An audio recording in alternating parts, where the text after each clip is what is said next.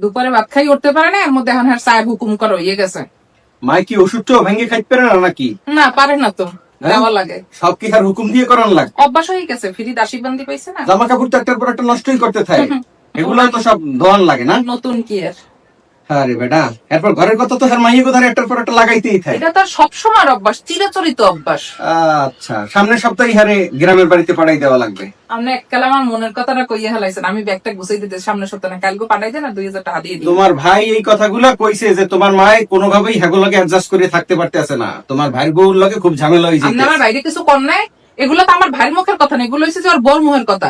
এগুলো হচ্ছে যে ওর বউটা ওরে কান পরামর্শ এরকম বানাইছে। এই যুগের মাইয়ে গুলোই খারাপ, এই যুগের মাইয়েরা শাশুড়ির সেবা যত্ন করতে পারে না। আমার মায়ের যদি গ্রামে দিয়ে, আমার মায়ের সেবা যত্ন করবে কিনা? আচ্ছা, তাই তুমি ভাবছো কার কথা এতক্ষণ? আমি তো ভাবছি আপনি আপনার মায়ের কথা কইছেন যে হারে দিয়েই বেন। আচ্ছা, তোমার মায় থাকতে পারবে না গ্রামে যাই আল্লাহ, তা আমার মায় থাকবে কার লাগে? বুঝলাম না তো। আপনাকে গ্রামে নাই চাষি টেসি কেউ, হ্যাঁ লাগে। হ্যাঁ, আমি আমার পোলা বাইচে থাকতে আমার মায় গ্রামে আল্লাহ যাই থাকবে চাষির। আচ্ছা ঠিক কি আছে, কারণে?